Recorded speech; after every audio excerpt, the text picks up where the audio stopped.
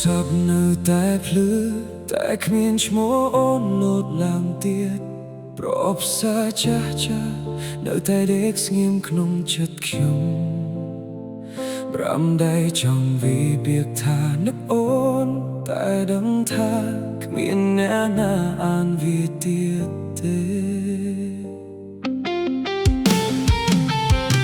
ខ្ញុំនៅតែរងចាំសំឡេង notification ទោះដឹងថាវាមិនមែនជាអូនពេលរាត្រីកាន់តែស្ងប់ការចងចាំក៏កាន់តែស្រែកក្នុងបេះដូងសាចុងក្រោយ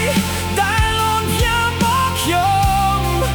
គឺពាក្យថាលាមួយម៉ាត់តែបំផ្លាញអ្វីទាំងអូនខ្ញុំមិនវារាប់ពាន់ដងតែរកពាក្យថាត្រឡប់មកវិញមិនដែលឃើញសាចុងក្រោយបានបញ្ចប់ស្នេហាយើងតែបេះដូងខ្ញុំមិនទាន់បញ្ចប់ការស្រឡាញ់អូនទេ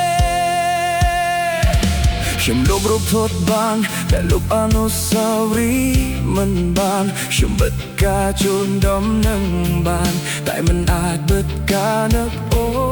នរាល់ទីកន្លែងដែលធ្លាប់ដើរជាមួយគ្នាថ្ងៃនេះនៅដែលមានតែដៃខ្ញុំប៉ុណ្ណោះដែលគ្មានដៃអូនកាន់ទៀតបាសាមួយអាចផ្លាស់ប្ដូរអ្វីបានខ្ញុំនឹងផ្ញើពាក្យថាកុំទៅ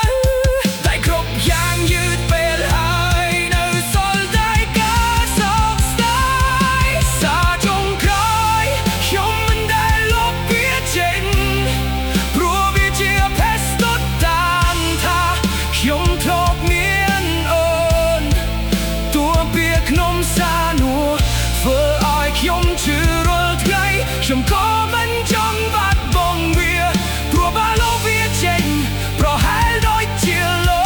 បរឿងយើងទាំងមូល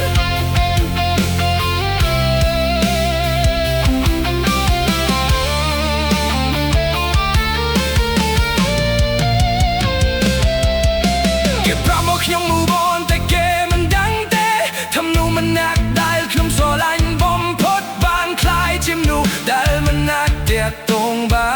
នខ្ញុំសរសេរសារថ្មីជាច្រើនដងហើយលុបពីចោលជាច្រើនដងដែរព្រោះដឹងថាការផ្ញើទៅមិនមានន័យទៀតទេបើខ្ញុំមិនត្រឡប់ទៅថ្ងៃនោះបានខ្ញុំនឹងមិនអនុញ្ញាតឲ្យអូនដើរចេញទេតែជីវិតមិនមានប៊ូតអន់ដូនៅសល់តែសារចុងក្រោយដែលខ្ញុំងានពេលណាក៏យំពេលនោះសារចុងក្រោយនៅតែស្ថិតក្នុងទូរស័ព្ទដោយបេះដូងខ្ញុំដែលនៅតែមានអូនបើថ្ងៃណាមួយអូននៅខ្ញុំប្រហែលសារនោះនៅតែរងចាំដែលតែអ្នកតែរងចាំប្រហែលជាមិនមែននន់ទៀតទេសារចុងក្រោយគឺជាចុងបញ្ចប់នៃស្នេហា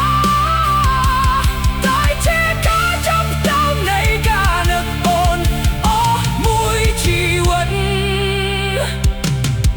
ខ្ញុំបិទអេក្រង់ទូរស័ព្ទដែលបិទបេះដូងដែលនៅតែនឹកអូនមិនបាន